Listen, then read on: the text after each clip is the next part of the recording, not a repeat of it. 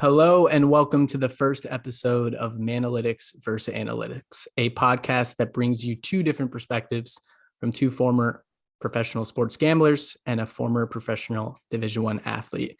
I'm joined by my partner, Matt. Hey, everybody. Excited to join you, Dan. Looking forward to bringing some insights to our viewers.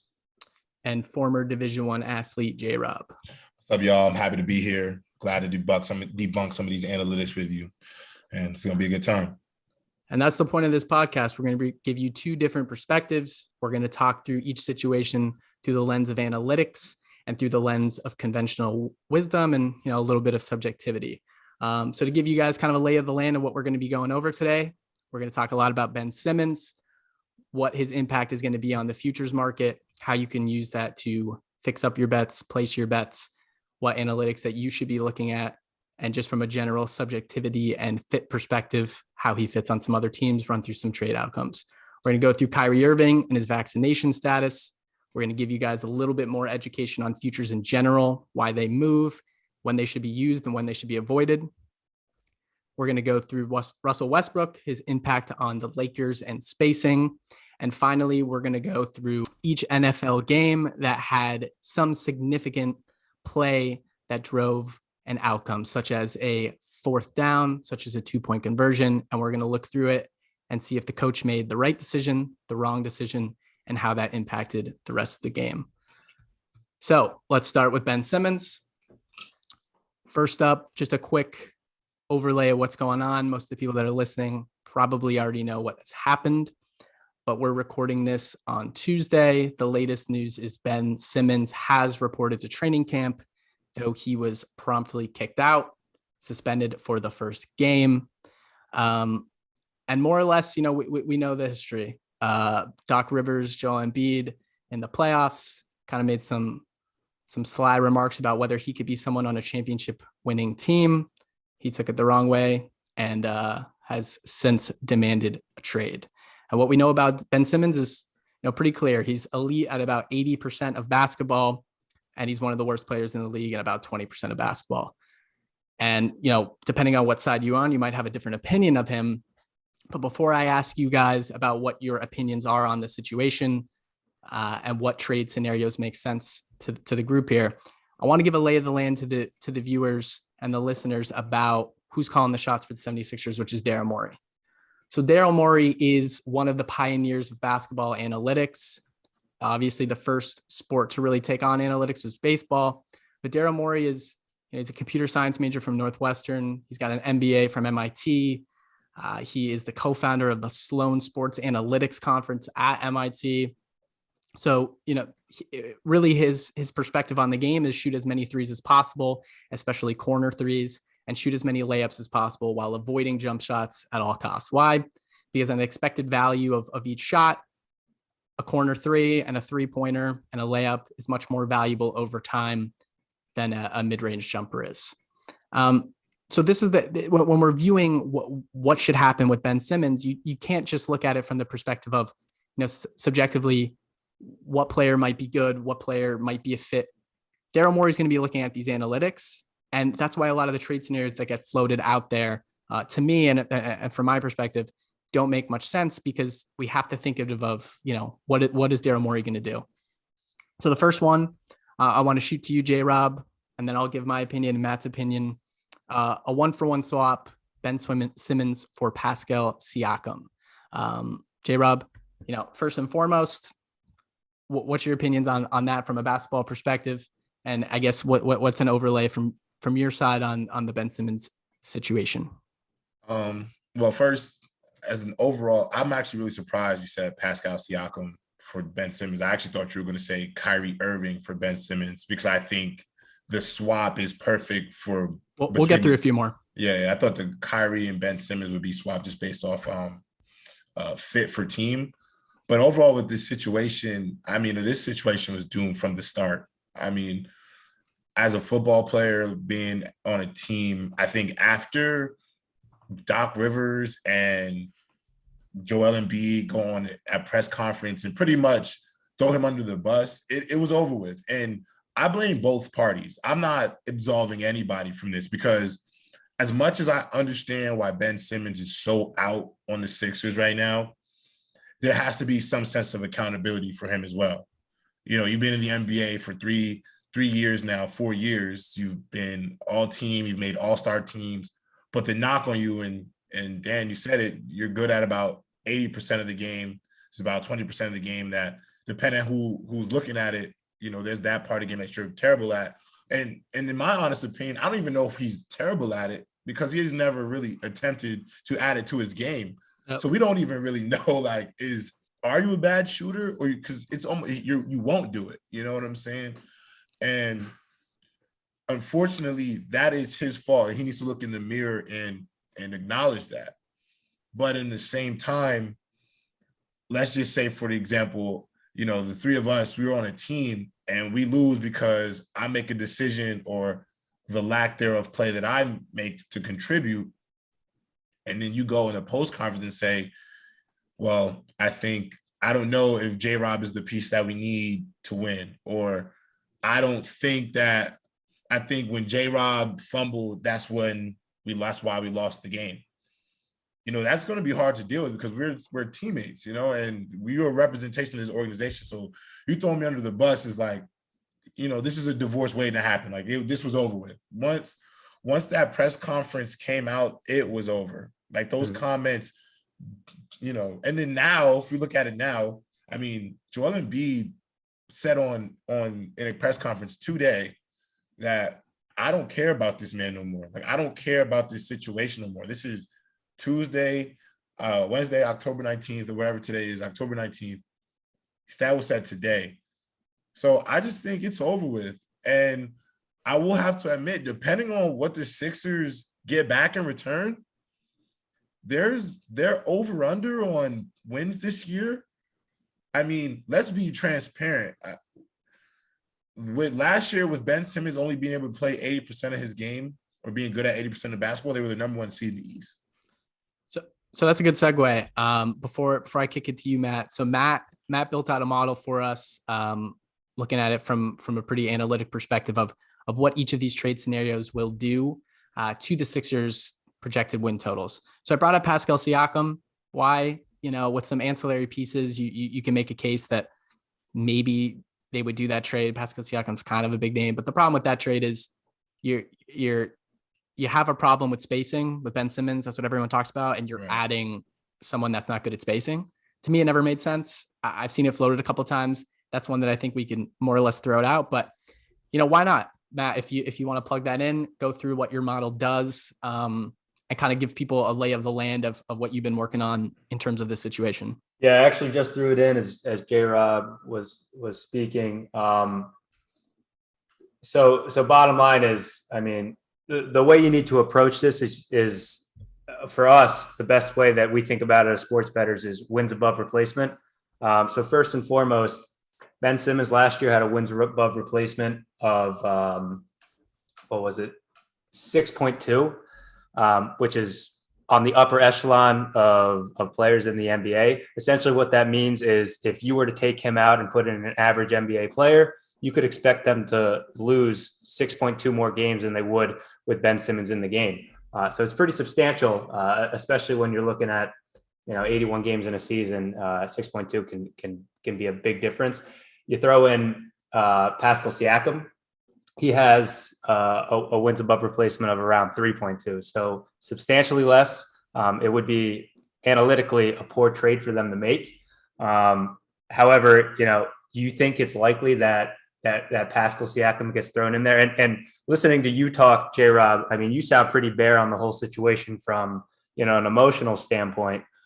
You think it's sooner than later that he's out of there? And Dan, you make it sound like the Sixers might not even let him trade. So I'm trying to figure out here, the timing matters for trying to figure out how many games these Sixers might win this season. Go, J-Rob.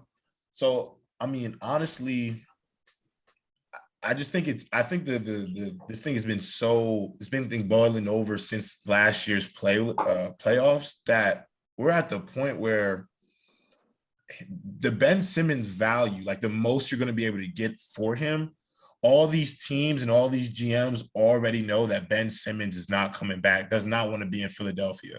Yeah. So that's really advantageous for these other GMs because they can decide, they have more leverage to decide what we're going to give up. Like, he doesn't want to be there anymore.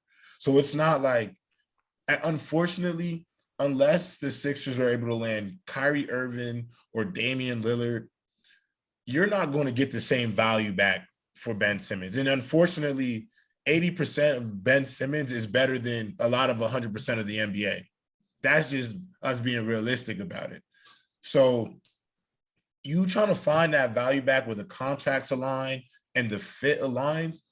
There's really only two teams you can do business with in the NBA. And I think that's the Portland Trail Blazers or the Brooklyn Nets. And obviously still you take the Brooklyn Nets. Kyrie still can't play in New York or Golden State. So there's still games he's going to miss. And God forbid you go into a playoff series with Kyrie Irving as a Sixer and you playing the Brooklyn Nets or you're playing the New York Knicks because he can't play. So it's hard to look at because yes, it is an emotional thing and it does affect wins. But realistically, I don't think the Sixers should wait this thing out because what if they, at the end of the day, drama affects a team no matter what. The Nets just lost by 24 points today. And they've been in a slew of just drama with this Kyrie thing. And as much as they want to put it past them, that's going to be the story for every game until he's either moved or he decides he's just not going to play for the entire year. Mm-hmm. And so the Sixers are going to deal with the same thing. People are going to talk about this Ben Simmons thing forever. It's going to be a distraction because if at the end of the day, Ben Simmons is going to have to go back to practice. He's going to go back to practice. He's going to have his cell phone in his pocket. He's going to wear cutoff hoodies and sweatpants. He's not even going to wear his jersey, his practice jersey. And that's what it's going to be. So no matter what, if that's the energy that's walking into your locker room every day, that's going to affect your overall. Because even this, let's say you're having a frustrating game and Ben Simmons is not playing because you're obviously probably not going to play him much. The chemistry is back because you got this energy on the bench that Joel Embiid's not going to deal with. None of the other guys are going to want to deal with. So I think for the sake of the 76ers, because I also think this thing is emotional for them as well. They may not admit it and they try to say they're past it to the media, but if this wasn't emotional for them, they would have moved on from this Ben Simmons thing already. I think this would have been over with much faster. But I don't know. I'm not really too sure where this goes, but I definitely think 76ers need to let him go as soon as possible. I'm gonna take the exact opposite side. All right, let's hear it. So from my perspective, Ben Simmons is locked in for 4 years. If he really wants to play hardball, I guess he could. But if I'm Daryl Morey, I realize one very, very specific thing, which is Joel Embiid, I believe, is 27 years old. He's let's just call it like 7'2", 7'3", over 300 pounds. People of that size, that talented, that are banging down low tend to not last very long. So, I mean, you look at like Shaq's career, right? Once he was 30 years old, that was probably the end of prime Shaq. So if you line up those careers, it makes a lot of sense. They do some of the same things, take a lot of the same contact. We've already seen Joel Embiid miss a bunch of time, especially in the playoffs. He wears down as the season goes on. If I'm Daryl Morey, I'm thinking to myself, I need to maximize what I have left of Joel Embiid. And it's a weird way to put it because you're seeing guys like KD, LeBron go late into their careers. I don't think that's going to be the case for Joel Embiid. So if I'm Daryl Morey, what I'm thinking to myself is I can't trade Ben Simmons, who, like I said, 80% of basketball, he's very elite. 20% of basketball, I understand he's not. I'm not going to trade Ben Simmons for pieces that aren't going to inch me closer to a title. So what does that mean now? It means to me, this is the lowest that Ben Simmons trade value is. But as the 76ers, I think they won 52 games last year in a shortened season, something like that. How good are the Sixers without Ben Simmons? My answer is they're probably the 3 or the 4 seed, maybe the 5 seed, something along those lines. They're a playoff team. Let's just put it that way. So if you take the bet where you wait, do you lose more games than you would have had you traded him for, let's quick go down my list and then we can plug it in. But Darius Garland and, maybe pieces, or Colin Sexton in pieces, undersized guards, not that good at defense. Do they help with spacing? Maybe a little bit, not something Daryl Morey's going to do. D'Angelo Russell, Malik Beasley, and a pick or two. Doesn't make sense to me. Matt will go through Raptor probably in a bit. D'Angelo Russell. So Raptors advanced analytics. Russell last year was 188th in Raptor. 188th. That's an analytic that Daryl Morey looks at. He's not going to trade for D'Angelo Russell. DeJounte Murray and Derek White. I actually kind of like that one for the Sixers. I think it makes a little bit of sense from the standpoint of, you are getting someone that could space in Derek White, but what most people would consider the best player in that trade, DeJounte Murray, is not good at spacing. You're also losing a ton on defense. I'm not sure if Daryl Morey would do that. Bradley Beal. Yeah, you wish. Yeah, if you could get Bradley Beal, go ahead. You're not going to get Bradley Beal. Bradley Beal, I believe, qualifies for the Supermax after this year. He's going to wait till after the year. He'll sign the Supermax, then maybe he'll demand a trade out. I don't see it likely that he would leave before he could sign a larger contract. Maybe I'm wrong.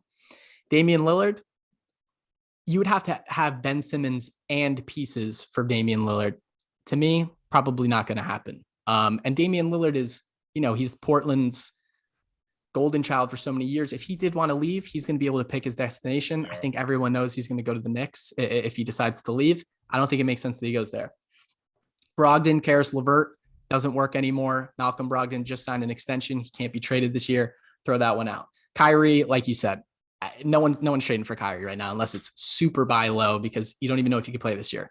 So before I give you guys who I think what I think makes the most sense of a trade, I want to give a quick history lesson for listeners out there.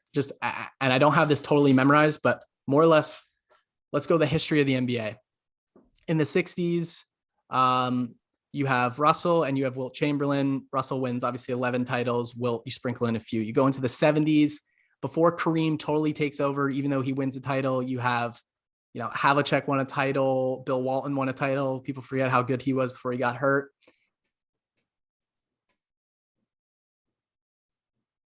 You start to, move on in time. There's a few. Magic and Larry Bird enter the league. They trade back and forth. Who wins the title? Roll the 90s, the bad boy Pistons come in, they win 2 titles, and then everyone knows Michael Jordan wins 3 titles. Michael Jordan decides, I want to play baseball, maybe got kicked out for gambling. That's a different podcast, who knows? But Hakeem wins 2 titles. Michael comes back, he wins 3 titles. At the end of that, welcome. You have Tim Duncan and David Robinson win a title. Shaq and Kobe win 3 titles. Tim Duncan wins another title. D Wade sprinkled in there, winning his title. Then you have this huge outlier of Chauncey Billups winning a title, but he also had, Rip Hamilton, All-Star, Rasheed Wallace, All-Star, Ben Wallace, All-Star. They win a title. Then the Spurs win a couple more titles. Kobe wins a couple titles with Pau. Enter LeBron James wins, obviously, his title. Steph Curry wins his titles. KD wins his titles. Kawhi wins the one. Giannis wins the one. I know that was a long little soliloquy on the history of the NBA, but the point is this. You cannot win an NBA title outside of very, very rare cases like Chauncey Billups without a top 50 basketball player of all time. People want to bring up Dirk Nowitzki. He's a top 25 basketball player of all time. I'd have to go through the list, but it's probably higher than that. My point is this. Joel Embiid probably talent-wise could be a top 50 basketball player of all time. You can win an NBA championship through Joel Embiid. I think Daryl Morey knows that. And I think to maximize the years you have remaining of Joel Embiid, you're going to prioritize a player that can win in the next few years. I honestly do not disagree with that take at all. You're 100% right. In the NBA, you need players. I don't think any title is won, like you said, outside of like the Chauncey Billups title, Dirk Nowitzki's. There's not too many titles. That if you don't have top 50 players of all time on your team, can you get there? But this is my thing, Dan, is he doesn't want to be there. He don't want to play for him. At the end of the day, and this is why I understand the numbers and I understand Daryl Morey with the analytics, but from the psyche of a player, at this point, Ben Simmons, he makes money. And right now, even since he's been with the Sixers, he hasn't gotten paid. He's still getting fined. He's going to get fined for this suspension from walking out of practice. So how long does he hold out? That's the point. You have him for 4 years. I think he's ready to do it for. I honestly think Ben Simmons is ready to hold out the whole year. I would take that bet. I would take that bet that he doesn't. But let me ask you this. But this is my thing too. What about James? What about the James Harden? James Harden, he can play. Let's say Ben Simmons does play, but he's out of shape, disengaged. Yeah. Okay. I'm glad you brought that up. Two different points based off one thing I would say. There is absolutely no question whatsoever about how good James Harden is at basketball. And there is a question about how good Ben Simmons is at basketball. I agree. James Harden cannot have like a less valuable trade value. I said that weird, but the point is he would have to do something so ridiculous for people to think that maybe he's not as good of a player outside of just aging. I understand that was like a weird situation, but we knew he came out and he had a few of those good games and then he started. I don't think Ben Simmons can do that, but okay. So I'm going to float you guys the trade scenario. To me, that makes the most sense. Yeah, let's hear it. You guys could pick it apart, but my thing is this, and it's kind of like I'm also trying to do this through the lens of I'm trying to think as much like Daryl Morey as I can. I think Daryl Morey waits. I think he waits until closer to the trade deadline. I think the reason he would do that is right now we're in a funny part of the NBA. Before you play a game, everything's perfect. It's like, man, those offseason moves we made, they were good. They were good offseason moves. I feel great about this. Do you know when they find out that they're not good? 20 games in, 30 games in, you start to realize, oh, Spencer Dinwiddie and Bradley Beal, maybe that's not a championship team. I don't know. Maybe, and I'll just hop right into it. Maybe Paul George and the Clippers aren't doing so well. Maybe Kawhi Leonard is not recovering as quick as people may want. Maybe Steve Ballmer is realizing that the championship window of the Clippers might be closing a little bit. You're not about to say what I think you're about to say. So here's the trade that I think makes the most sense. I don't hear it floated often. So let me just say the trade. It's Ben Simmons, Seth Curry, and 2 first-round picks for Paul George. And the reason I say that from both parties, and obviously some things need to happen, which is the Clippers need to probably underperform a little bit, and Kawhi Leonard needs to possibly do what Kawhi Leonard does and not give too much clarity on his injury. But look, the Clippers are in a weird position. They traded 5 first-round picks to get Paul George. They haven't won a title. They're getting older. I would say their roster is getting, in my opinion, a little bit worse as the years go on. They're getting obviously older. Also, the pieces around them. I could see a scenario when we're getting closer to the trade deadline that you're not blowing it up, you're switching it up. You realize you acknowledge the fact that it doesn't seem like this team can win a title. And I'll just run quick through the numbers on some work that I did around this trade really quick. I use what's called the Lebron Metric. Shout out to B-Ball Index. They do an incredible job of quantifying players. So what the Lebron metric will do is it'll tell you how much a player is worth over the average player per 100 possessions, and that's points. So if someone has a LeBron of 8, they're 8 points above the average player per 100 possessions. So I ran through some scenarios of different lineups and how they grade on the LeBron percentile basis. So the numbers shown, they reflect the percentage of players and lineups the selected player lineup grades out better than. Hopefully that makes sense. But if you have any questions on that, feel free to ask us. But so you add in Paul George to the Sixers, and I think everyone is pretty clear of what would happen. Your spacing goes through the roof. So I know you lose Seth Curry, but you still have Danny Green. Joel Embiid for a center is incredibly, incredibly good at spacing. You have Tobias Harris, who's also very good at spacing. You add in someone like Tyrese Maxey to fill out the starting lineup, also fairly good at spacing, but good at defense. So good at defense and decent at offense. You end up with a LeBron rating that goes from about in the 99th percentile, which was the Sixers last year, to close to the best lineup in the league on a LeBron basis. I think everyone knows that the Sixers would do that trade. But from the Clippers perspective, here's what I think is interesting. You get some flexibility in picks. Like I said, they don't have control over their first round pick until 2027 because of the trade they made to get Paul George. Your lineup looks something along the lines of Reggie Jackson, Kawhi Leonard, Ben Simmons, Seth Curry, and Zubac. And look, you actually get better at defense. You add in Ben Simmons, one of the best defenders in the league. You get someone that's less redundant. Kawhi Leonard and Paul George kind of do the same things. You get someone that can play underneath, like he can't play with Joel Embiid because, Zubac doesn't really have to be on the court for the closing lineup. You get someone that can distribute, and you get someone that's young, right? Ben Simmons is 25 years old. So from the perspective of that team, I think it makes a Paul George is obviously significantly on Simmons, and I think it lines up with the window of Joel Embiid. That's all right. I'd like to break that down real quick from a sports betting perspective. If you think that won't happen until closer to the trade deadline, It wouldn't. throw that Absolutely. in. Okay. So this is a positive value trade for the Sixers without a doubt.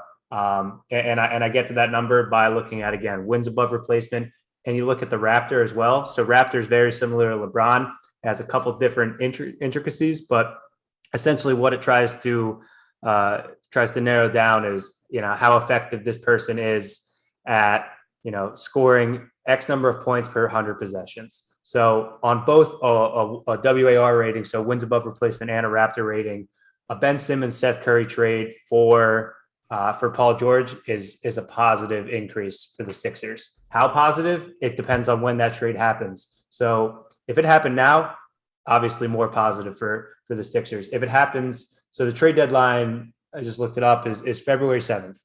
So say it happens February 7th. Given the wins above replacement, we could expect the Sixers to win just over one more game.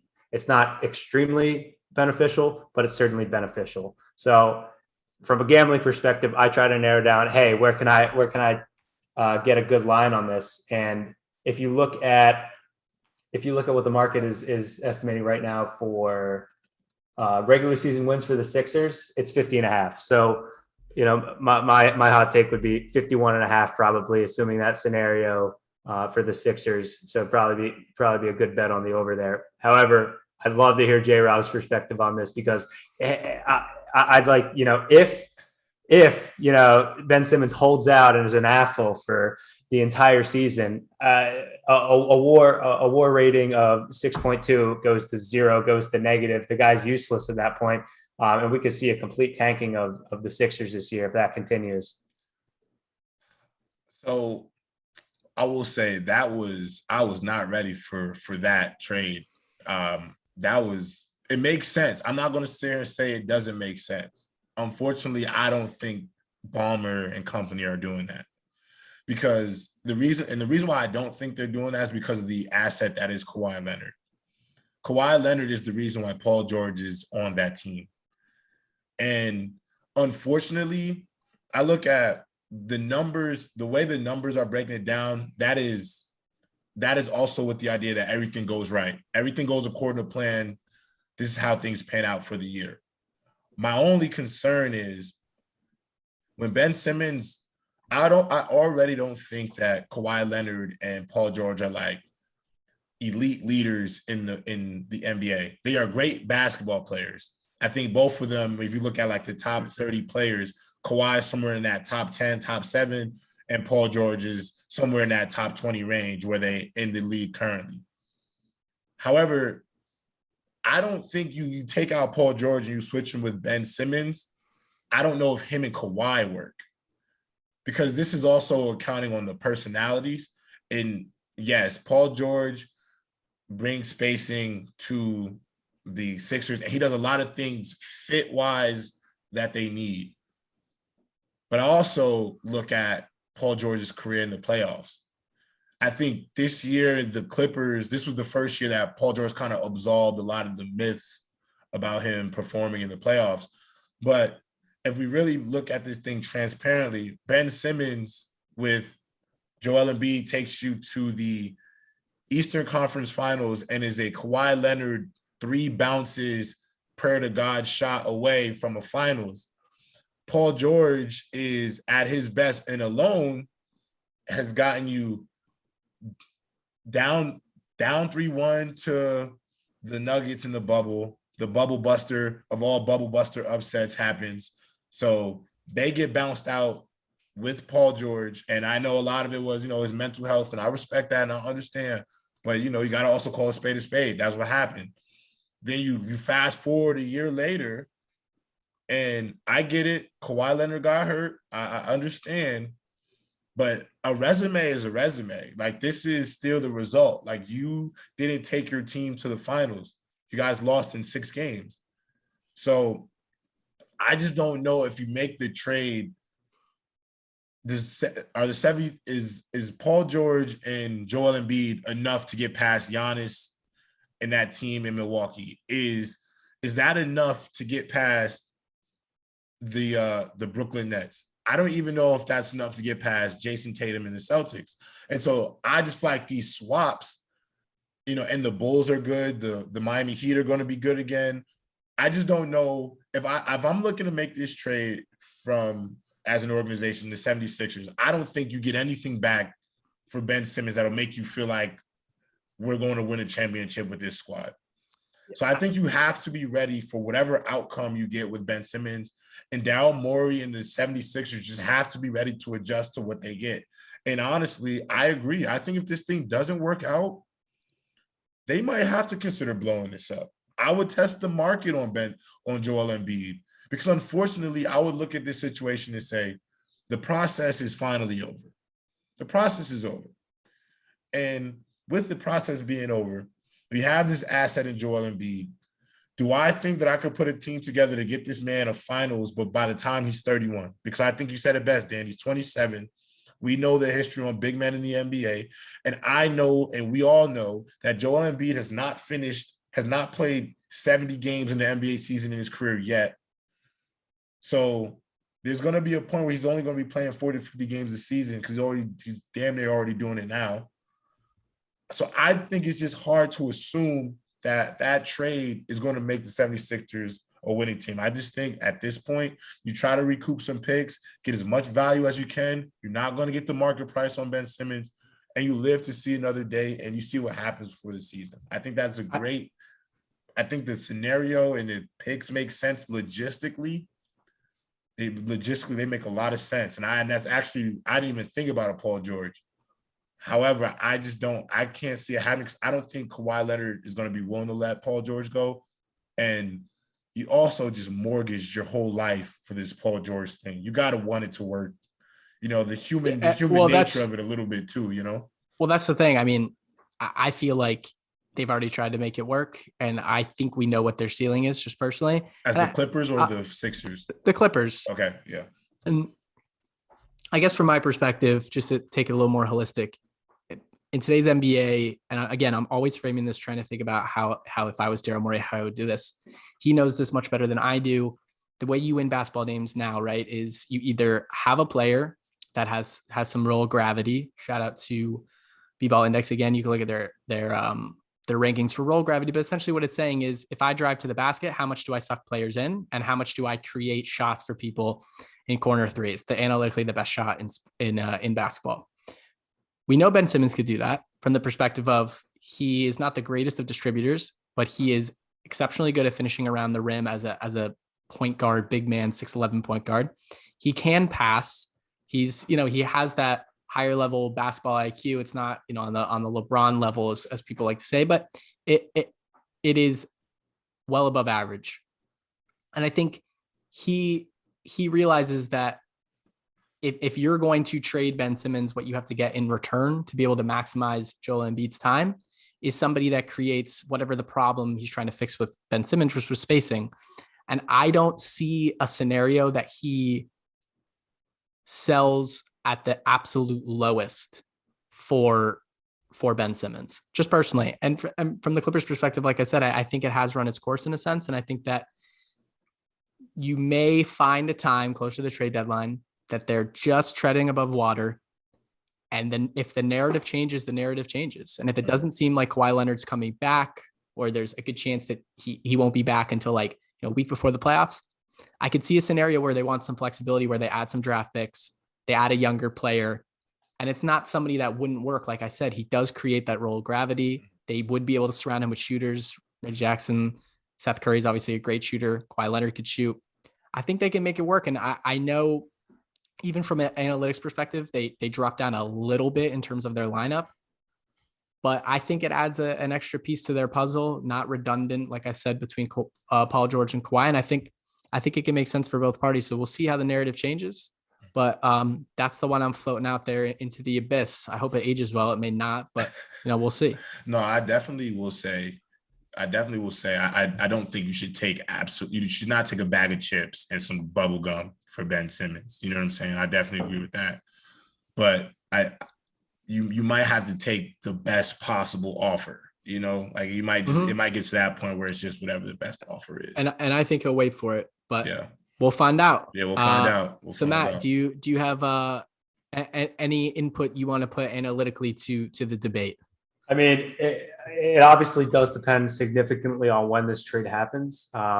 If we go the route that Daryl Morey is an analytical guy, he won't be giving up Ben Simmons for anyone, from in a less pedigree. I think that from a bullish win standpoint, it makes sense to be a bit optimistic on the Sixers, assuming that Ben Simmons doesn't continue to do what he did today, I guess is the best scenario. He doesn't show up in sweatpants and he actually plays like, maybe not quite like he did last year, but a little bit closer to it than he showed today. I'm a little bit more optimistic on it from a way to, benefit from this.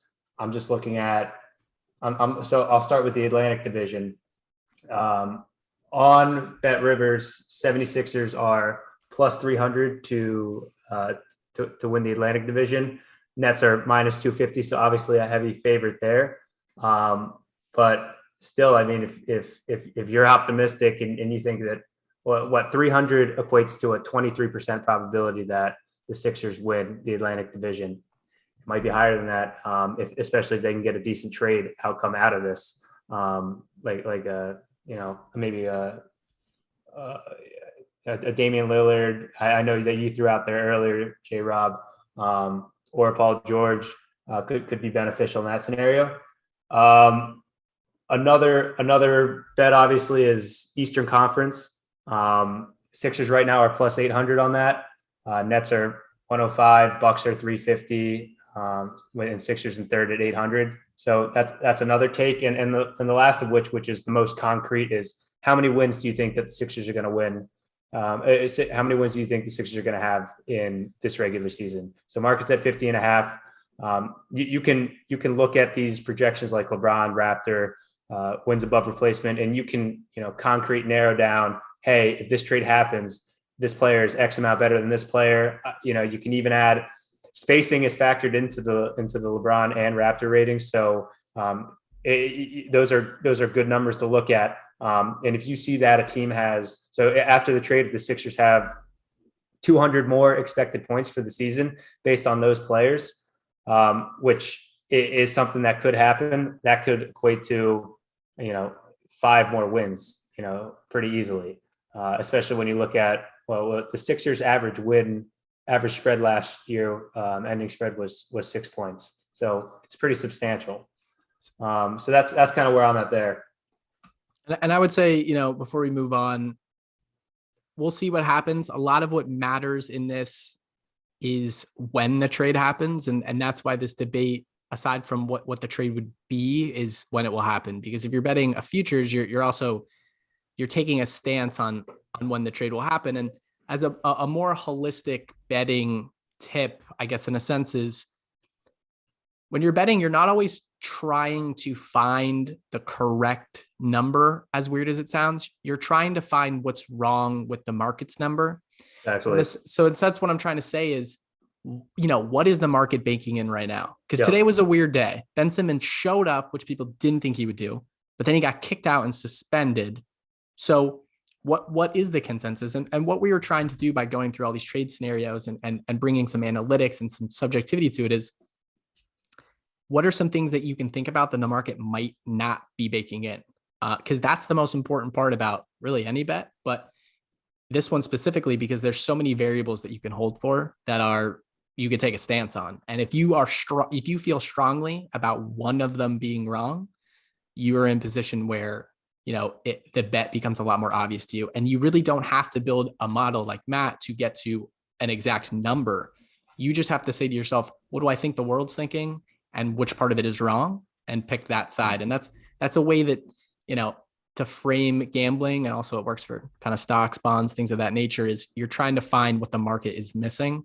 There's some parallels there. Yeah. So to summarize your guys' points, I mean, I think that you actually are kind of probably in the middle. You guys are on either sides, and the market might actually be in the middle. Whereas Dan, you're a bit more optimistic that that they'll be able to get a good trade for him and wait closer to the trade deadline, and Ben Simmons will be able to perform this year. While J Rob, you're more on the pessimistic side that Ben Simmons' actual performance might not be that might not be that good. Even up to the point he's traded, and that point might be very soon, and they might be willing to give up for someone that's not very good. So yeah, and I'm thinking the market's probably. I actually do know that the market is probably in the middle because I watched this news unfold, and the regular season win count is still at 50.5. It hasn't moved, so that tells me that the market's kind of not baking it in maybe. So viewers can do what they want with that information. Hear Dan and J Rob's side of things and make their own decision based on it. But the three ways you can kind of capitalize on it are regular season wins, Atlantic Division, and Eastern Conference. And yeah, that there's a lot of ripple effects. How will this affect kind of Joel Embiid's season? Will he have more opportunities, less opportunities across the board? Yeah. But we've spent a lot of time on this topic. So to move on, and I think we'll have to do it pretty quickly because there's some parallels with these two topics, but we wanted to touch on it to explain why it's a little bit more difficult, I would say, than the Ben Simmons scenario is Kyrie Irving's vaccination status. So the Nets are in a tough position. I think, if you're listening to this podcast, what's going on with Kyrie Irving. He does not want to get vaccinated. He's not going to get vaccinated. The signs are pointing to that at least. So he cannot play in New York. It's mandated by actually the counties and the cities, whether you're allowed to do that. So he won't be playing in New York and he won't be playing in California. And I just want to add one other thing to that. There is absolutely no telling whether more states will add that. The decisions can come down to literally, I don't want to say the wrong word. Maybe it's not county, but like the borough, whatever it is, can make the decision that, this stadium resides in this city or this town. Yeah, we're not doing that here. And they could decide that whenever they want. Obviously, it's not beholden to the NBA. So my point is, that's a tougher one when you're looking at just purely from a betting standpoint. It's there's so many variables that you would have to account for to make a true decision on what the Nets total should be. So really, I'm not going to give an opinion. If you don't have an opinion on gambling of what someone's going to do, you probably shouldn't do it. So I know J Rob, you have some thoughts on it, and Matt, if you want to add some analytics to it or any opinions you have on it. I mean, I think it obviously will affect like futures for the Nets in terms of like over unders on wins, making the playoffs. I really don't feel like I could really tell like the public what to do with this situation because, I mean, realistically, does Kyrie really decide to not play basketball for what could potentially be a year? Because the thing about this Kyrie situation that scares me the most is somebody going to be willing to trade for him? Because Kyrie did say on that Instagram live video that he doesn't want to stop playing basketball. And for a while, there was a rumor speculating that if he left the Nets, he'd retire. And I mean, obviously sources say a lot of things, but he also acknowledged that and said in his Instagram live that he would not do it. He would not retire. But the problem is with this whole Kyrie thing is somebody going to be willing to take that risk with Kyrie? Because Dan, you just said it, like as if other cities are going to ask for a vaccination mandate, how can you play? Like what if Philly has a vaccination? What if Chicago has a vaccination? LA, all these major cities, Miami, like these are all major cities that at some point can have vaccination mandates. And if you trade for him and he can't play for you, you really just gave away some players to another team because you get no value out of this because you can't use them. So I know it seems like simple to the idea, like if Kyrie just gets vaccinated, you could just take the Nets and everything will be fine if you want to take that over or under. But I do think, and I said this to Dan a little earlier before we got on the pod, is just like, Kyrie believes in this, and I will say I am vaccinated. I am fully vaccinated. However, this is America. We are allowed our freedoms. That's why people have come to this country. You know what I'm saying? You have your right to religion, sexuality, whatever. You can express and be whoever you want to be in this country. However, we also have to be realistic that even in America, some of these freedoms that we have, they come at a cost at times, whether they be somebody's stereotypes or inability to work your profession that you want, that you have. Your right to your freedoms are there, but they come at a cost at times. And this is one of those situations. I respect and understand that Kyrie's right to be unvaccinated. However, in terms of a sports betting, from looking at it from not a personal lens, from just a sports betting lens, I mean, I wouldn't really touch anything that has to do with the Nets right now, especially like over-unders on the year, because I just don't know enough. You need more clarity, I feel like, on what this is going to look like, because they just lost today by 24 points. So it's like, this gets kind of scary. Like, how are they going to play throughout the East? And I do think because they're not the most stout team defensively, they do rely on their ability to outscore other teams. And when you lose such a big score like that, that does kind of mess up a lot of what they're capable of. So, it's a hard situation. It's hard to look at. I don't really know. This is a wild thing going on. And what's crazier is I look at the betting markets and they don't seem to give a shit. No, seriously. Brooklyn Nets I'll just run through the three of them real quick. Brooklyn Nets to win the Eastern Conference, 105, 48% probability that they're going to win the Eastern Conference. To win the Atlantic Division, Brooklyn Nets minus 275, so 73%. Yeah. They don't care. It's crazy. Here's another one. To win the NBA, 30%. 30% is what the market's digging in. They're a 230, a plus 230. It's ridiculous. So, and that was, so what time did they play today? I don't know if I had. This is a good, while Matt's looking this up, this is a good disclaimer to everybody. Matt does not watch sports. No. So Matt is truly a former professional sports gambler who does not care about sports outside of esports.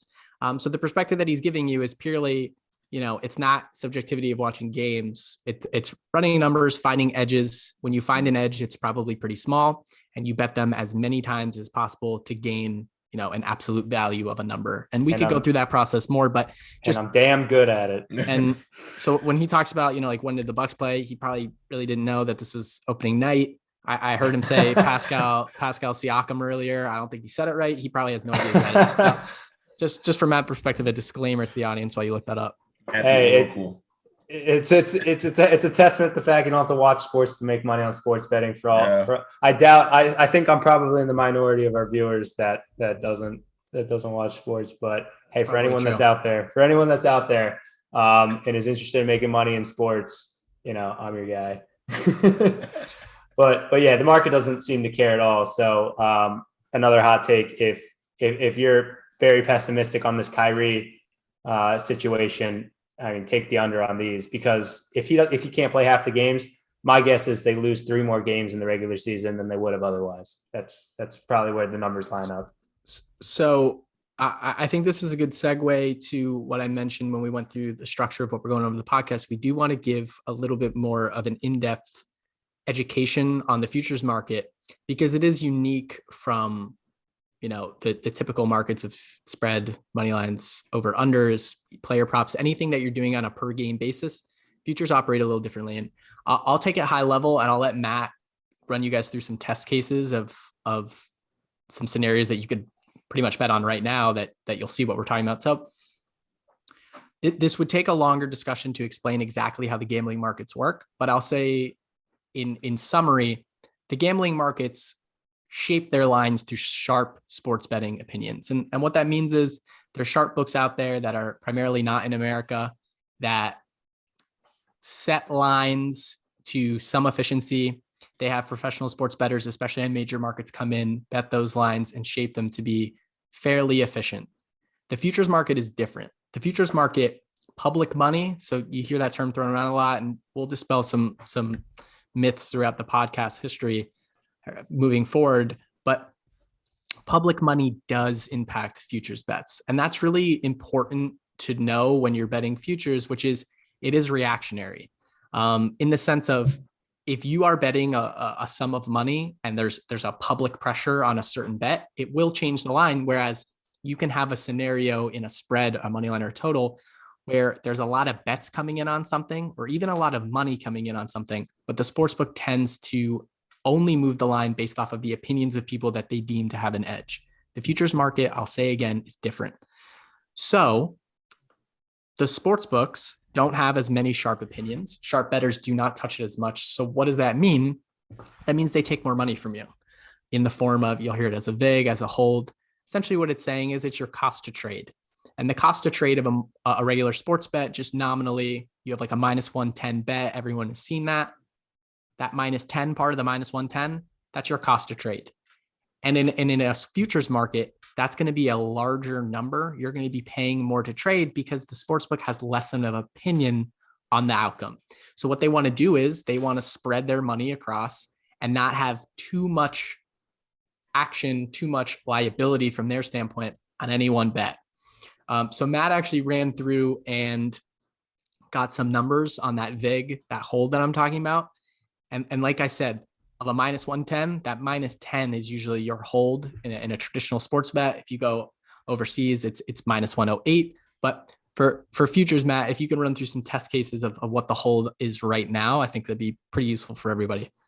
Yeah, no, absolutely. And again, to reiterate that point, the reason the VIG, so what he's saying is the VIG is higher for futures than it is for normal one-to-one bets. And again, that's because they have more uncertainty. If they don't know what's going to happen, kind of like the rest of us don't with futures bets, they're so uncertain. They have to bake in a little bit, more profit for themselves. We don't like it as sports bettors, but it makes sense from a sportsbook perspective to do this. But it's actually quite a ridiculous VIG that they take. So like Dan was saying, a normal bet that you guys are used to seeing, minus 110 on each side. The VIG there is 4.5%.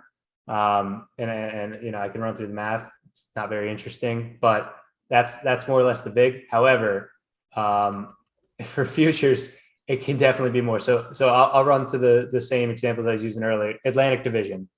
So the way that you calculate this is, say you placed a bet on every team in the Atlantic Division, how much money would you lose? So in this situation, you lose 9.3%. So that's the VIG. The VIG is you would 9.3% when a normal bet is 4.5%. So let's go to, and that's 5 teams. So let's go to the Eastern Conference, 15 teams. The VIG there is 15.4%.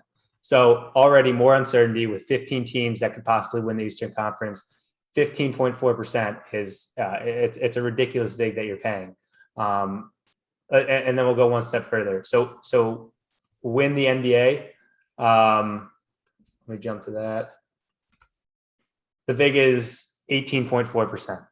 So yes, you see the more uncertainty there is, obviously there's more uncertainty on who wins the NBA than who wins the Eastern Conference than who wins the Atlantic Division. And the sports books take more VIG as a result. So what we're saying from our perspective is you have to be more confident in yourselves to place these bets than you do on a 50-50 game. If you think that the Hawks are going to beat the Sixers, you still have to be good because a 4.5% VIG is a lot of money, but you don't have to be anywhere near as good as trying to predict who's going to win the NBA. You have to have a lot more certainty in that. So the riskier bets, obviously the outcome can be higher. But Dan and I, from our backgrounds, we find that the more inefficient market there is, the higher probability of you to make money. So you see it with esports as well. I like talking about that because esports is highly inefficient. It's more uncertain for the sports books. It's more uncertain for the sports bettors. But if you do have an edge, it was our most profitable sector. So. And esports did have a higher VIG than something like the NFL because exactly. they have more uncertainty, and it makes sense. And to quick go back to futures, just like the use case that you can have some value in it. For the most part, we are saying to avoid it if you want to be a winning gambler. There's different types of gamblers out there. Some do it for entertainment. You may think that you definitely know who's going to win the title, barring an injury. at that point, or the division, whatever it is, go for it. But for the most part, the use case for them can be the ability to hedge out of a bet throughout a season. So like I said, that the numbers are very reactionary. So if you were to take a bit of a contrarian pick, even though it shouldn't be contrarian, but maybe, or you know what, we could use the Sixers as an example. I think, Matt, you said they're like plus 800 to win the Eastern Conference. Yeah. If you were to take a contrarian opinion, which is Ben Simmons actually loves Joel Embiid, this is a hoax, he's coming back in 2 games, they're going to be fine, that number would likely change. So if you bet it right now at plus 800, theoretically down the line, you could hedge out of that bet to lock in some sort of profit as it moves and moves around. And it's a little bit complicated because you may have to bet multiple teams, or you're betting on Sixers specific games down the road with the futures in hand. And that's a little weird, but there are scenarios where you can hedge bets or hedge out of bets with futures. And you think of them as like a long-term contract, like an options trade in stocks and bonds. But the difference is your cost to trade of this options is super high. So you have to be super right, which is very, very hard to do over time. So in most scenarios, our recommendation is to avoid futures betting, but you can line shop your way to a point where it's somewhat efficient. So that's interesting. That's interesting you bring that up. Because I looked at that for futures betting. So that 15.4% big that I quoted for the Eastern Conference, that was at Bet Rivers. If you add FanDuel's lines to that, the VIG drops to 8%. It drops in half. And the way that works is Brooklyn Nets at 105, at FanDuel 110. So already you're just increasing the amount of payout that you get for one team. So you cherry pick the best teams from each sports book, and that's how you get a lower VIG. So whenever you're going to make, this is just for every bet out there, but whenever you go to make a bet, you should line shop and get the best line available. And before we move on, as just like holistically for this podcast, we don't want to get into too much betting education on one podcast specifically, but these are the types of things that we're going to work through on each podcast to try to provide some value. But one golden rule of sports betting before the next podcast drops, just in case you're betting a lot, line shopping is the single best thing that you could do as a recreational sports gambler to make up your VIG. It is the easiest thing that you can do in the sense of it will add positive expected value to your bets if you line shop, and you are capable of doing it in most states. So my point is, if you can line shop and you're only betting at one sports book, you're doing yourself a massive disservice to trying to make money. And again, if your goal isn't to make money, a lot of stuff that we're going to say to you is not going to be super useful. But if you are betting to make money, which I hope most of you are, line shopping is the single most important thing that you can add to your gambling if you're not doing it already. It takes no skill. It takes no skill, and it'll add expected value to your bet. You can be Dan and maybe make money. That's exactly right. So let me ask you guys, can I ask you guys a quick question? Yeah, absolutely. It's just a quick question to ask. Do you guys, I know we've talked about how you guys have not been the biggest fans of parlays. You know what I'm saying? You guys have not been the biggest fans of parlays, but in terms of like futures, do you think people should play with futures? Because me personally, like I stay away from futures because of the fact that they are too reactionary. And I think there so much has to go right throughout the year to get, like I look at a future. Like if I were to look at a futures bet, I don't know if some of our listeners have had the opportunity to check out some of the blog posts, but I wrote that blog post on the Phoenix Mercury. And I said, at least take them to make it to the finals, or at least to win the series that were in the semifinals. But that was because it took the back stretch of the season.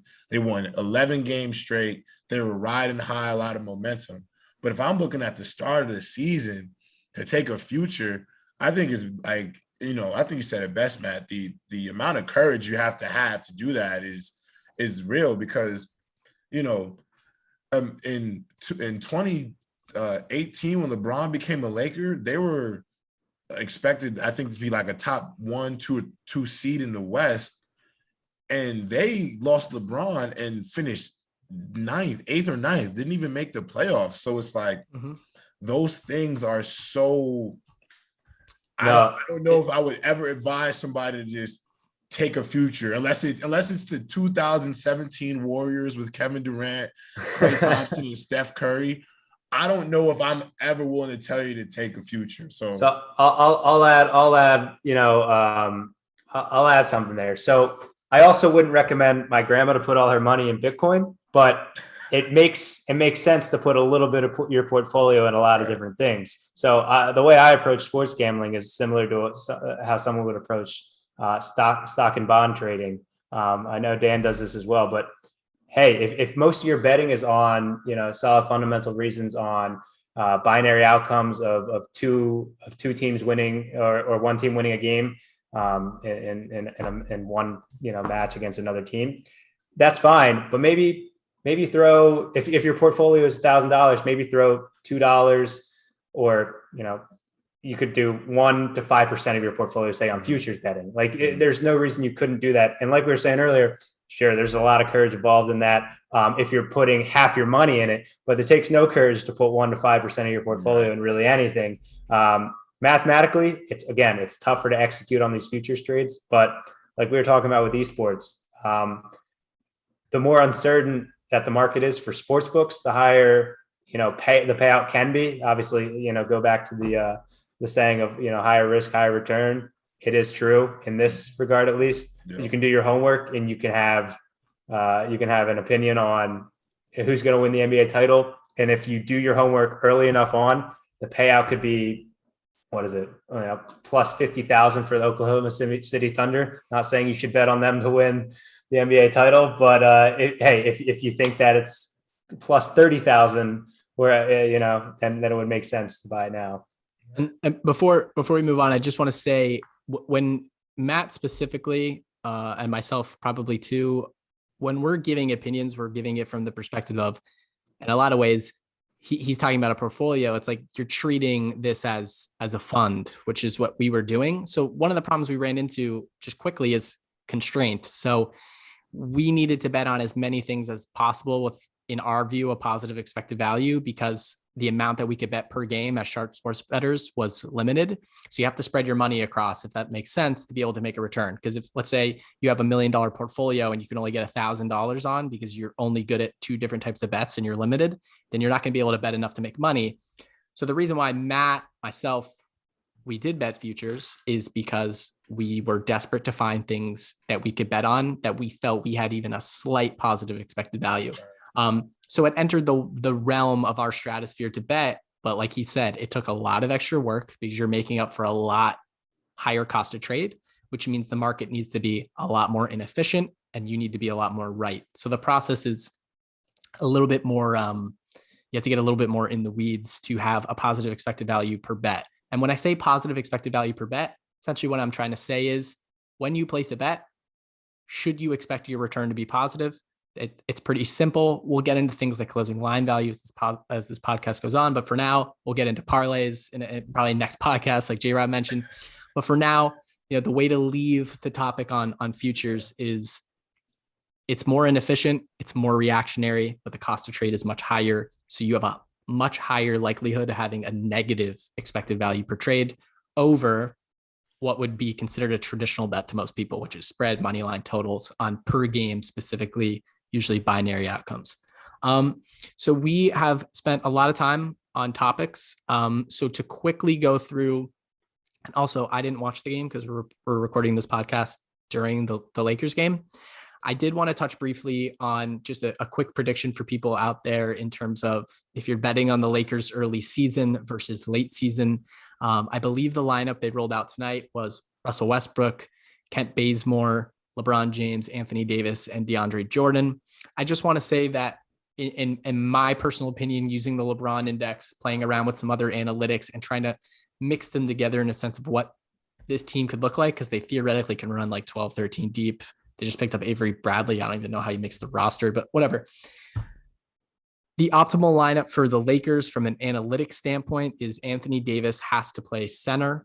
I think a lot of people push for that in the playoffs and closing lineups. He usually does. But here is the optimal lineup from a spacing perspective, a LeBron perspective, both offensive and defensive. It's Russell Westbrook, Kent Bazemore, Anthony Davis, LeBron James, and Malik Monk. And I think this is important to reiterate when you guys are looking at basketball, not even just from a betting perspective, but just trying to learn the game a little more from an analytic perspective, which is where obviously a lot of these general managers are moving. You either need to be able to shoot threes or you need to be able to get the ball to people that can shoot threes. And that, if you just think of the math of basketball, think about how much more a three is worth than a two over time. Your percentages for a three, obviously you need to shoot a lower percentage and could still score more points because three is more than two, very simply.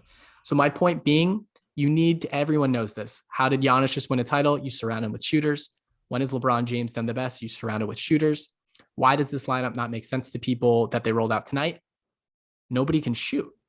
That's a big problem when you have Russell Westbrook, LeBron James, Anthony Davis, DeAndre Jordan, Kent Bazemore. You're not rolling out any of the people like Wayne Ellington, I know was hurt. Kendrick Nunn didn't play as well, hurt. And Malik Monk, I'm not actually sure how it played out, but my guess is this is what the closing lineup will look like. And I know a lot of people are probably I know this is the one that the fans want. So I did some work on it. Russell Westbrook, Carmelo Anthony, Anthony Davis, LeBron James, THT. It's not going to happen. That's a bad lineup. The spacing is pretty horrible. You're not maximizing anyone on the roster's talents. Russell Westbrook would be useless there. LeBron James would still be really good at basketball because he's good at every part of basketball, but he'd be less good. You need to surround LeBron and Russ with shooters. Anthony Davis can kind of shoot. For a big man, he could really shoot, but when he plays power forward, everyone else needs to shoot. Russell Westbrook cannot shoot. He's the worst high volume three-point shooter to ever live. So everyone else on the court needs to be a three-point shooter. So before we move on, happy to get everyone's opinions on it. But again, surround him with shooters, put in Malik Monk, add in Wayne Ellington often, Kendrick Nunn often, and Kent Bazemore makes a lot of sense. He's actually better than spacing than people expect, and he's a very good analytical defender. And it hides Malik Monk in a way, who's probably, I know Wayne Ellington's probably the best three-point shooter on the team, but Malik Monk I believe he shot over 40% last year. He's someone that should be on the court. He's young. He's analytically better than Wayne Ellington. They do kind of the same things. He just does it better and he's younger. So I wanted to touch on that. We'll see how it plays out. But if you're betting on the Lakers early season versus late, when you have a bunch of veteran players, LeBron James obviously loves veteran players. They are probably going to swing towards their veterans early that have a little bit of clout. DeAndre Jordan should not be a starting basketball player at this point in his career. Eventually, especially at the closing lineup, and especially in the playoffs, Anthony Davis is going to have to play center. So when you're framing your bets, just remember that there's going to be a buy low opportunity, in my opinion, on the Lakers. I actually don't know if they won tonight, but I believe at some point you'll see a switch to what is a more efficient lineup. So just my 2 cents on that. While it's still early season, I know this pod is going to drop after the game, and there will probably be some, again, I didn't watch it. There'll be some differences probably, or some things that played out, but just for the listeners out there placing some early season bets on the Lakers. So just to get something quick out, I know we're going to switch topics soon.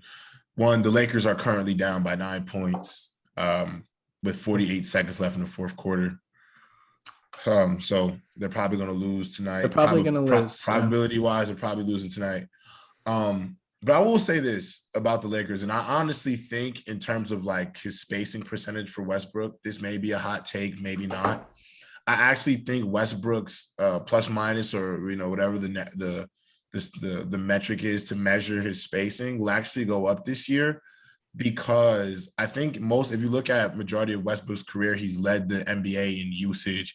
He's either been 1 or 2 in usage for the past, I think, 5 seasons. It's usually literally a race between him and Harden, every year to see whose usage is the highest. But you did say it earlier, Dan, is like the best shots in, especially like on Daryl Morey's metric, is corner threes and layups, the easiest layups you can get. I think this season, obviously, I think for the Lakers to be successful, I know that Westbrook is the point guard, but LeBron James has to be the primary decision maker, because not only has Westbrook had the highest usage, he's led the league in turnovers often as well. He's addicted to it, yeah.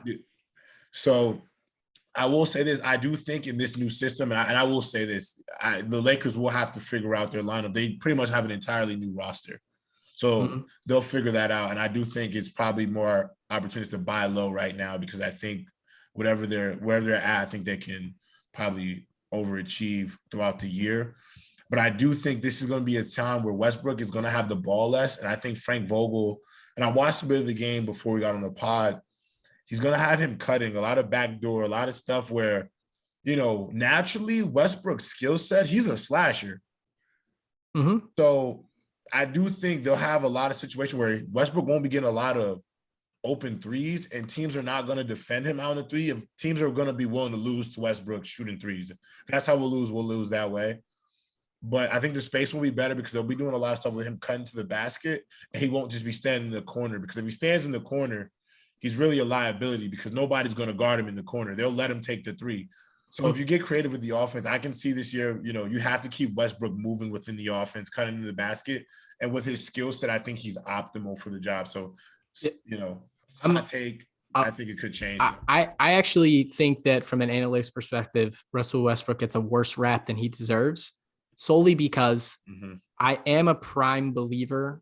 And again, I wouldn't want to build a team around Russell Westbrook, but just what the consensus has become on him is a bit unfair, in the sense that he is exceptionally good at playmaking. I mean, he grades out in the top 99% on the LeBron metric, top 99% in getting to the rim.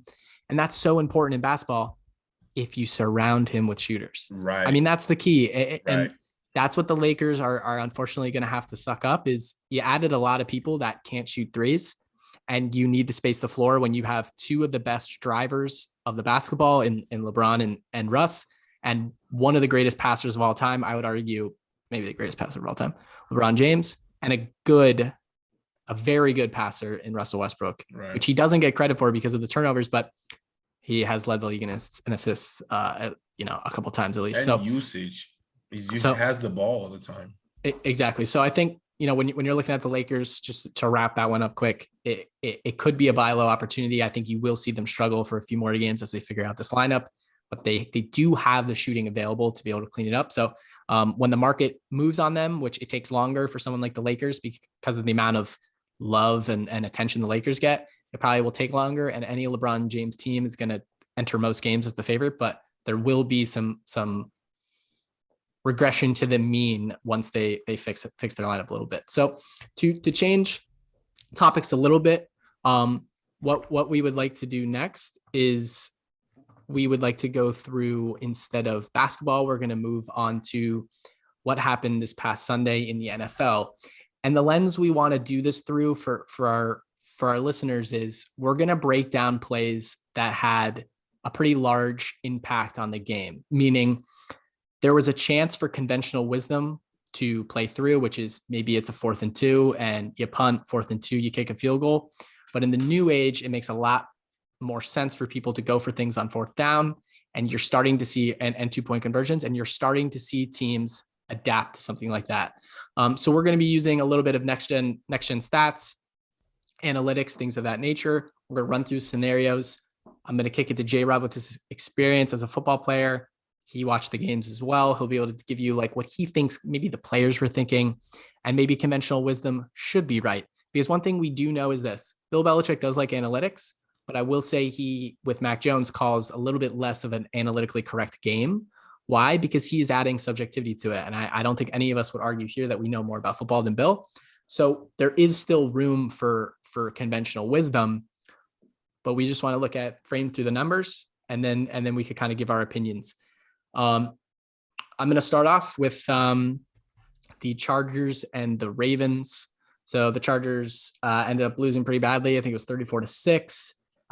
The line coming in was Ravens -2.5. So here's the scenario, if you guys need me to repeat it. So the Chargers opted to go for it on their own side of the field. It was the second quarter, 9 minutes and 13 seconds left. They were down 14-0. 4th and 3 from their own 39. It was an incomplete pass. So we're using next gen stats here. It was actually the right call from their own 39, but because they were down 14-0, it added 1.2% in win probability going for it. If they converted, they would have had a win probability of 12.1% from 9.7. If they punted, that 9.7 would have went to 8.2% and failed to convert, which is what happened. 6.6% win probability moving forward. So I'm framing it through the decision was actually the right one. However, the play call was pretty bad. They ran a hitch route to, I believe it was Mike Williams. They have that about roughly a 44% chance of being completed on general 4th and 3, given the parameters, about a 52% chance of converting on a normal regular pass play. So my question really is to you, J-Rob, knowing kind of the flow of the game, knowing who you have, Justin Herbert, a hobbled Mike Williams, Keenan Allen, Jared Cook, Austin Eckler, the flow of the game down 14-0, and two teams that I believe were both 4-1 at the time, two very good teams. I think ones that people will consider to be Super Bowl contenders. What would you have done? You know the numbers now. You know it was technically the right choice from an analytics perspective. My question basically is, what would you have done? To be honest, I think it's the right call too. The reason why I think it's the right call is really not even analytical. It's really just for the momentum of your football team, because that game, unfortunately, like that game was a wash for the Ravens, and I think nobody expected that. I think people expected that game to go down to the final drive, fourth quarter, big implications. That was definitely one of those games where you're trying to set yourself apart from the rest of the pack in the AFC to establish yourself as like, we're one of these teams that is to be feared this year. I like the call. I mean, I don't like the play call. I think I might run like a screen, because 4th and 3 at your own 38 it's clear passing down. It's a clear passing down, because you're not going to run it, because if you run it and you don't get it, you don't feel like most teams are going to want to put the ball in their quarterback's hands to make that decision. Yep. You know, even John Harbaugh, I don't know what the percentages are, but they usually go for it a lot on 4th and 3 with the Ravens, because you have the ultimate weapon in the NFL in Lamar Jackson. So you have the luxury of knowing not only what can this man throw it, but he can also run it to get me 3 yards. I like the play call. It's the right call by Staley. I just don't know. I mean, I like the decision, not the play call. I like the decision because you're down 14-0. You honestly know that this Ravens offense is humming right now. And honestly, you don't want to give the ball back to Lamar Jackson, because one thing we do know about the Ravens is, especially when they got Lamar Jackson, is their time of possession is different than a lot of teams, because they run the ball a lot. They're on a very run-centric offense. So their time of possession compared to most teams is they're not playing keep away. That's just what their offense is. You know, they're going to throw, pass, run, QB run, outside zone, inside zone. They're going to beat you in a lot of different ways. So their drives are methodical. And you go down 14-0 and you punt the ball away, and you give Lamar another long drive. They score. You possibly don't have that much time. You're going into halftime. So then you're climbing out of a 21-0 hole. I like the call. And I'm going to be honest, from a football player's perspective, straight up, anything that's 4th and 3 and shorter, most football players want to go for it, even if it's in their own territory, because most offenses don't even want to get off the field to begin with. And that's just like the pride of the players. So I know I'm pretty sure they want the players wanted to go for it on 4th and 3 too, because you're trying to stop the bleeding. You know, you get that 4th down, you go down and score, you go down 14-7. It doesn't, the weight of that drive doesn't feel so unsurmountable. And I think that play was actually pivotal, because I think once they didn't get that, I think the Ravens score, and it almost becomes like this is insurmountable for us to get through. So I just want to add one thing that I think it's hard for people to wrap their head around, but the point of a game, it sounds so obvious, but the point of the game is to win the game, not to try to lose by the least amount. Right. So, and that's a hard thing with analytics, which is you're down 14-0. Not if you're a spread better. That's true. Right. That's very true. The point of analytics is to say, okay, I'm down 14-0. I know if I don't get this and I turn it over on the 39-yard line, on my own 39, down 14-0 on the road against a really good team, I'm probably going to lose. But if I punt it, I'm probably going to lose. But if I convert, I actually might have a chance of winning. Right. So you have to frame these decisions. And this is the hardest thing that has had to change from conventional wisdom of how to manage a football game is you play to win rather than to not lose by the least amount. I- And I will say John Harbaugh does He plays to win. tend to make the right decision. So since 2018, do coaches go for it when they should? This is a little bit outdated, didn't get the most updated numbers, but he tends to make the optimal decision about 70 to 72% of the time, which is the second highest of active coaches. So he does. And he is analytically pretty sound, and he usually knows the correct thing to do from that perspective. But again, it's not 100%. Should it be 100%? The answer is probably not, because there is still subjectivity for a coach to make calls that they want. Matt might argue differently, but the point is that he's aware. And from the perspective of what we're talking about with the Chargers, you can listen to a Brandon Stanley, their head coach, a soundbite of him talking about why running makes sense, and you'll realize that he is pretty analytically sound too, and they do have one of the better track records in making the right decisions. So to quick kick it to you, Matt, I know I ran through the scenario with you. You know the numbers say to go for it. Do you feel like there's ever a scenario where you should go against what the analytical number is saying? In this situation, he's not going to hear any shit from me. It was the right call. But yeah, to go to your point, I'm sure there are. It comes down to me. So if they convert it, these win percentages are still pretty dire for them, right? They're at around 10%. You're in plus 1,000 territory there. If they convert, 12%. If they fail, which they did, 6%. So I mean, half of what it would have been. But if they punt, that's a pretty sure thing at 8%. So better than the 6%, but in that situation, you go for it, and not just because of that 12% number, but because of I just did the quick weighted probability of, do they succeed? What your expected win is after they succeed? Do they fail? What's your expected win after they fail? And it is slightly in the positive for that situation. However, I'm sure Dan, to answer your question, things can get team specific. Right. A lot of the data that we have is, from an NFL standpoint, from, 2019, 2020, this is how this works for this season. But things are different, obviously, on the team to team basis. How effective is this quarterback in this situation at, a play action pass at going for a pass and then identifying an opportunity to run there? How effective are they at converting fourth downs relative to other teams at converting fourth down? And sometimes the numbers can get fuzzy. You have to take into account momentum, which J-Rob was talking about earlier as well. Yeah. And I think you answered it, but I'm almost asking even to go a step further, pretend that you're the head coach and we hold for the variables, right? Yeah. So the team specific analytics that we're talking about, their fourth down, your fourth down percentage, what your quarterback could do, where he likes to throw, what's analytically correct. I'm saying you have all the data that you think you need, and you have a 1% edge on a decision. Do you ever look at the flow of the game, the momentum of the game, what your players' faces look like, and make a decision that is less optimal? I'm sure you have to ever do it. I know the number. I know the answer you want from me, Dan. And I know the answer is no. You look at the numbers regardless of any other variables out there in the world. But I can't even say that. I played football. I played football for 12 years as well, even though I don't watch the sport or really understand the rules still. But but yeah, you obviously have to take into account the little things, how confident your QB is in that conversion, probably being the most important.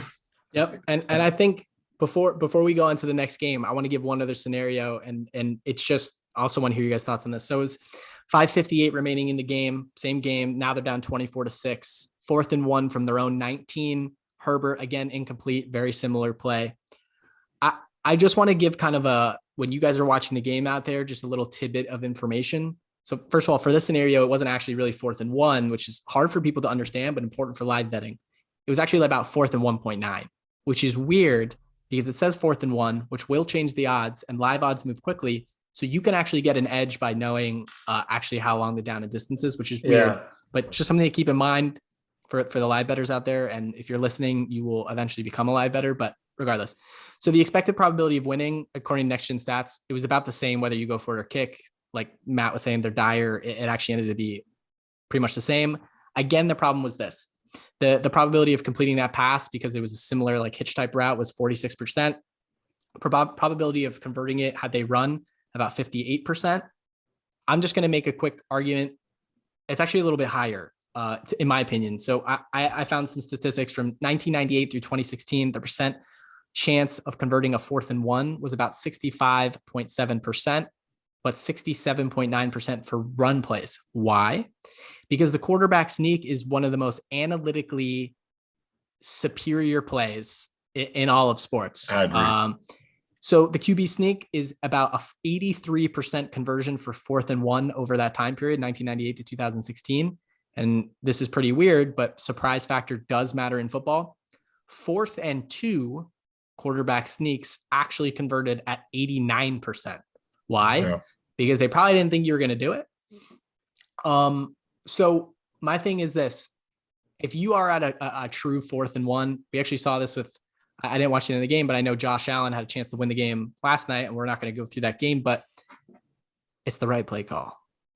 A QB sneak is almost always the right play call if you could do it. And he's 6'5" too. You got to. He's 6'5". And the thing is, who's one of the best, all-time best Tom QB Brady sneak quarterbacks? Tom Brady. Brady. And you don't consider him, Cam Newton athletic, obviously, right? So the point is, the QB sneak is. Well, you have a 5.5 40 to go 1 yard. Doesn't matter, right? Doesn't matter. Well, right. Strength, matter. whatever. Exactly. That's the point. It doesn't really matter. And there's actually a whole nother thing that we could talk about, which is the fallacy that larger running backs actually do better in short yardage situations, which is not true. True. I'm waiting for coaches to pick up on that, but regardless, anyways, off topic. But the point is, there's something to be said about that decision. And surprising from my standpoint that Brandon Staley, who I think is pretty in tune with what you should do analytically, would opt to do these pass plays that, again, what's the worst play analytically in football? It's a back shoulder fade in the end zone.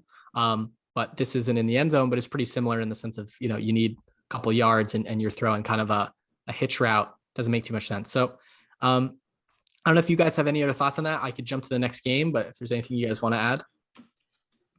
I'm good. I just think Staley should have I think you call a different play. Call a different play. Yeah. Call a different play. If you want, I did one number. You said 52% probability in most cases that they convert the pass there. To have a positive expected, increase in points from that play, they would need to find a pass play that's 57%. Just a fun little tidbit, whatever that might be. And that was on the first scenario, just so exactly. Everyone knows. And basically what Matt is also, saying there is you actually, you have a loss in probability based on the weighted value of your chance of converting, meaning if you go for it, you actually are expected to lose probability because of the fact that there's no winning scenario. There's no win scenario. The difference is you still have a higher percent chance of winning than if you punt. So that's where that positive value came in. And what Matt is saying is, for it to be just holistically positive, not on just a relative basis to punting, you need a pretty substantial uptick in the percentage of the chance of that play converting. So actually, before we go to the next scenario, I want to take a quick break to say why we would go through these plays. So I looked at some statistics. In the last 20 years, 58% of NFL games had a margin of victory that was 10 or less. 23% of games had a margin of victory that was 3 or less. So what we're trying to say by these is you have, it depends obviously, but you have a handful to a dozen plays throughout the game where a coach has the option to either make the analytically correct play or the traditional wisdom not analytically correct play. And we know what kind of people we're talking about, run the ball 60% of the time, play tough defense, punt all the time, don't let your quarterback make bad decisions. When you're coming from a gambling perspective and we talk about a sport that's very, very efficient, these decisions could be the difference between whether you win not only just a spread bet, but an over-under. If someone makes a play that analytically adds points to their expected total, over time, you will probably have a higher expected total. So the theory, or not really the theory is, but when you're adding to your betting arsenal is you should be aware of what these coaches will do, because there will be points in the game where they will make or break decisions based on these very important one-off decisions, and you can't count the amount of times that they're going to happen. And just so you guys know, one decision can sway the outcome of expected points. And we could get into the expected points formula. Yeah. But of over 7, which sounds weird, but if you make the wrong decision at the very wrong time, you can swing the expected value of points that you should score relative to your opponent by more than 7. And that is massive for a betting standpoint. So just to give you like the outliers, the most analytically advanced team as voted on by general managers, and it shows up in the data of since 2018, is the Cleveland Browns. Believe it or not, they have the largest, or maybe not the largest, but the most advanced Analytica staff as voted on by other analytic staffs. And Kevin Stefanski tends to make the most analytically correct decisions. Vic Fangio of the Denver Broncos is the worst analytical coach in the league. And I would say that makes a lot of sense. He likes to run the ball. He likes to play defense. He's an old school guy. Point being is these things are massively important to the outcomes of games. And it's something that if you hold for is an edge to your sports gambling. I can understand that. Only thing about the Browns, though, I will say they may be great analytically, but they only go but so far. You know what I'm saying? They only go but so far. Maybe they go so far in the sense of winning a game, but in the difference of a spread or an over under, if you're making the correct decisions to either add points or, win by your spread, that could be the difference, because you always have to frame, like I said before, the most valuable thing that you could ever know in sports betting is, what the market is accounting for. And if you find that these little tidbits of whether coaches make the right decisions or not, that could be the difference between a spread should be -4 to -7. And if you're getting it at -4, but this is an analytically inclined team and it should be -7, which that probably won't happen. That's pretty drastic, but to make it extreme, that could be the difference in whether you have an edge or not. And it's important to go through these game scenarios because you'll pick up on situations. What should this coach do? And we have a bit of a log of what teams are good at it or not. You could start to create one as you're watching, which is, all right, they're never doing the right thing. And as we go through these scenarios, you'll realize what the right and wrong thing to do is. So I thought that was important. Yeah, and the best way to take advantage of it from a betting scenario is live betting. And it's not pregame. It's as these events occur, more or less given a prediction. Hey, this coach has a history of punting on 4th down, which is the wrong choice. Market hasn't moved. I'm going to take the other team, or, it's as simple as that. If you have a stance on more or less what you think the coach is going to do, and if it's the wrong decision. Right. Absolutely. So I'm going to run through a couple more scenarios. We'll talk about it a little bit and then we'll wrap up the first podcast. So the game that I think a lot of people watched and were very surprised at one of the scenarios was the Cowboys and the Patriots. So I'll go with the first one that caught a little bit of a flack on Twitter, which was 12:04 remaining. I believe this was the first quarter. Cowboys, it was tied 0-0, 4th and 1 from their own 34-yard line. Zeke stuffed for no gain. Patriots took over. Next Gen Stats actually had that as a plus 2.6 win probability for going for it that early in the game. From my opinion, I think it was the right choice in the sense of it's early in the game to be able to make up for what you are doing. And if you just do the math, pretty much any variables that you guys add in, it should add expected win probability to go for it on 4th and 1. But that's a early point in the game to lose momentum. So J-Rob, the question to you is, that early in the game, does it make sense to go from it that deep in your own territory? Right decision, wrong coach. So this is the thing, like, and Matt, you said you played football for 12 years. The thing about in football, if you know that you are a better football team, like if you know flat out we're better than you, you're more likely to go for it on a certain 4th down because I can get 2 yards or I can get a yard on you. You got Dak Prescott with CeeDee Lamb, Amari Cooper. You got Tony Pollard, who is going to be one of my fantasy risers not because of what he is as a every down back, but what he does on the receiving end. I think, we look at a guy like Austin Eckler for what he can do out the catching out the backfield. I actually played against Tony Pollard like in real life, and he's always been electric because he can do a bunch of different things. He's better than Zeke. Yeah, I wouldn't say that he's better than Zeke as a pure running back. He's better than Zeke. Yeah. He is. I'm not. That's not what I'm trying to say. I'm just saying He's on better at that football. down, either on 4th and 1, I'm gonna be honest, I got two options here. I'm putting in Tony Pollard going out the gun, and we're gonna run like a screen, QB, something short to get him the ball, maybe a Texas route. You got CeeDee Lamb and Amari Cooper, a slant. I'm running something different.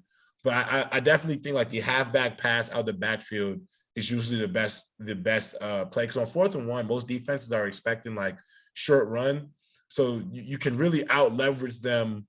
You can out leverage them with a guy like Tony Pollard because you get him matched up on the right linebacker. I'm taking Tony Pollard versus pretty much any linebacker in football right now in terms of his pure athleticism. Maybe not Michael Parsons. He might be the only other guy because that kid is a freak. But it's the right call. It's the right decision. It is just I'm a little biased. I don't think Mike McCarthy is that great of a coach. I still don't know how he got that job with the Cowboys. But Well, you said it best. You said it best, Dan, before. Like the QB sneak is one of the most efficient plays that there is in football. That QB sneak, you running the QB sneak was a better decision than you deciding to drop for Dak to get the ball, go back and hand it off, give the defense time to react. You could have did so much more. Right decision, just wrong coach, wrong play caller. So I think then we should just jump to the scenario that people talked about. The big one, 24 seconds remaining in the game, Cowboys down 29-26. They're facing a 4th and 1, Patriots 31-yard line. Zerline makes a 49-yard field goal. There's some horrible clock management. We'll ignore that. But going for it would have added about 16%, according to Next Gen Stats, in win probability. Converting that 4th down was a bit above 70% chance, while the chance of making the field goal was just 62% chance. Cowboys had a roughly 58% chance of winning in OT based off of odds. We could argue that. I don't know exactly what Next Gen Stats uses for that, but probably makes sense.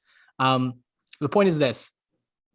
You were kicking a field goal that had a less percent chance of converting than just going for it on 4th and 1. And you get yourself an opportunity to, number one, maybe score a touchdown and end the game right there. Coach. Or number two, get a closer field goal. I want to bring a stat before I bring this to Matt. This is pretty wild. And this is a shout out to Computer Cowboy on Twitter. The Cowboys are good analytically. They're actually in the upper tier of making the correct decisions on 4th down, like I mentioned with Harbaugh and Stefanski, but they're in the bottom half of expected win probabilities lost on 4th down decisions. Why? Because the ones they're wrong about are so drastically, horribly wrong that it sways the numbers to the point where they become analytically bad, even though over time they're actually making the correct decisions most of the time, which is, I think I didn't look through it enough, but I think the only team that is suffering from that type of, switch of the spectrum. So before I kick it to you, Matt, that's a wild statistic. And I think it leads credence to what you're saying, J-Rob, which is wrong coach. Kellen Moore should be elevated. I think they should pull a LeBron James with David Blatt, kick him out, bring Ty Lue in, kick McCarthy out. I know they're winning just like that LeBron team was. Bring in Kellen Moore gives you a better chance of winning. Ty Lue won the championship. Anyways, go ahead, Matt. You said 16% win percentage increase by deciding before the snap even happens, just the decision to go for it. Versus the decision to kick a field goal. Mm-hmm. His decision to kick there makes me physically ill. That's terrible. You can literally just you could hedge out of that bet before the outcome even happens, just by knowing that occurs.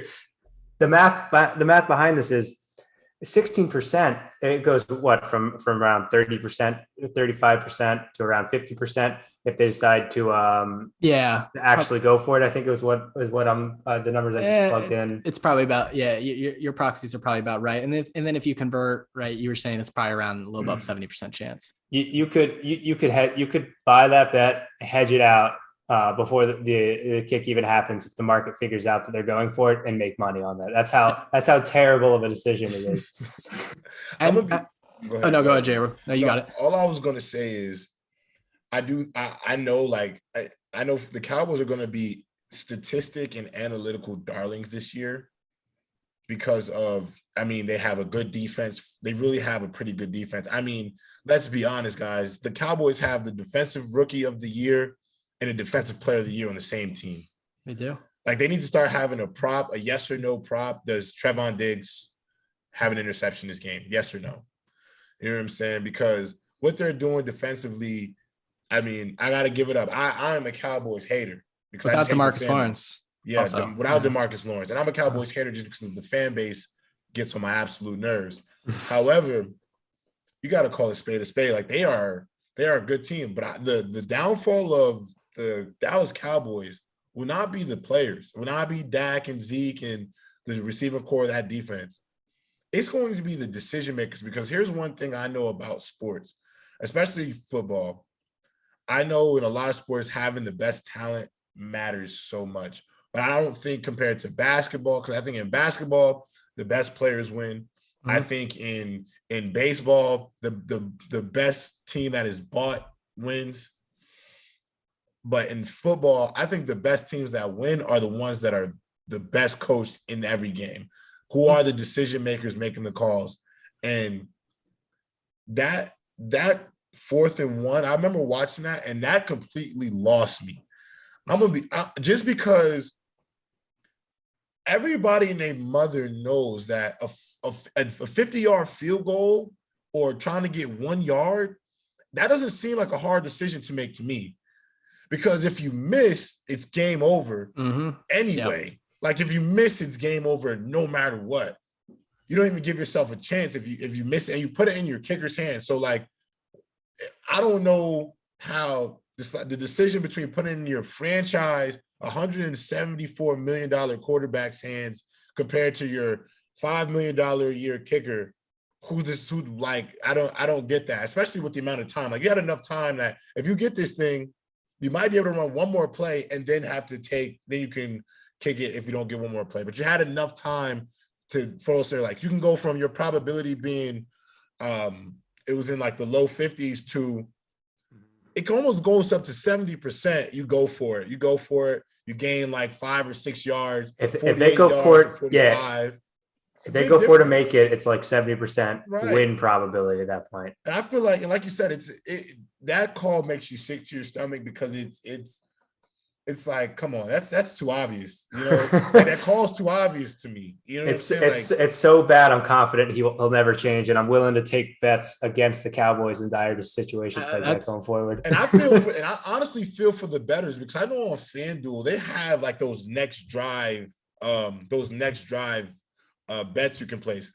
So you see 4th and 1. I know there was a good amount of bettors on that 4th and 1 they're going to go for it, or there's going to be a first down, and they kick that field goal.